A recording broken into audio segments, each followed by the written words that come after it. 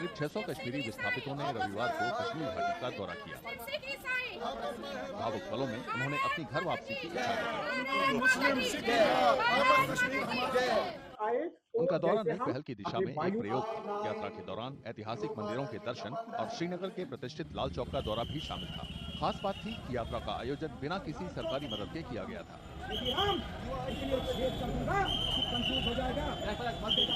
ये यात्रा आलो के पहल का हिस्सा थी।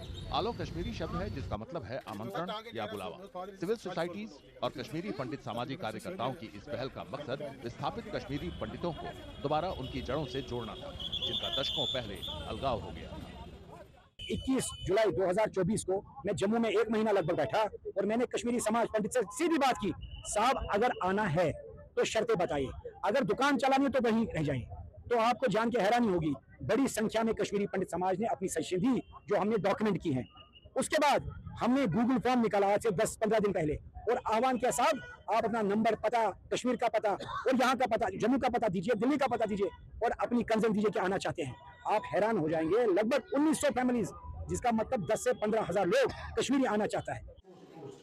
कई कश्मीरी पंडितों ने बताया कि वे पहले भी घाटी आ चुके हैं, लेकिन बिना सुरक्षा बंदोबस्त के पहली बार आ रहे हैं। इससे उनमें एक न एक दिन घर वापसी की उम्मीद जागी है। कश्मीर आना मुझे अच्छा लगा। मैं आज पहली बार नहीं, 2-4 बार कश्मीर आ चुका हूँ, बट जिस हिसाब से आ जाए विदाउट सिक्योरिटी, ये फर्स्ट टाइम हुआ है। तो रीजन क्या है इस बार कश्मीर आने का? रीजन ये है कि हम कश्मीर आने का रीजन यही है कि हम वापस आने चाहते हैं। तो कितने लोगों का ग्रुप आया है? हम कम से कम 200 लोगों का ग्रुप है, मतलब 200 फैमिलीज है।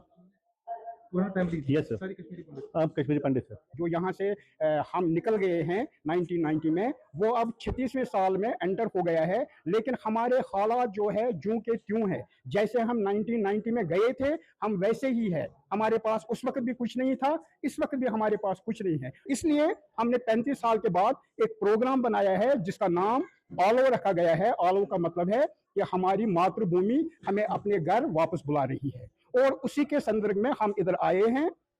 उन्हें 90 के दशक के शुरुआत में आतंकवाद के दौर में घाटी छोड़ने पर मजबूर होना पड़ा था। वे 3 दशक से ज्यादा समय से शरणार्थी का जीवन बिता रहे थे। अब कई लोगों में घर वापसी की उम्मीद जागी है। एक बार फिर नए सिरे से वहां नई जिंदगी शुरू करने की आस जागी है, जिसे वे कभी अपना घर कहते थे।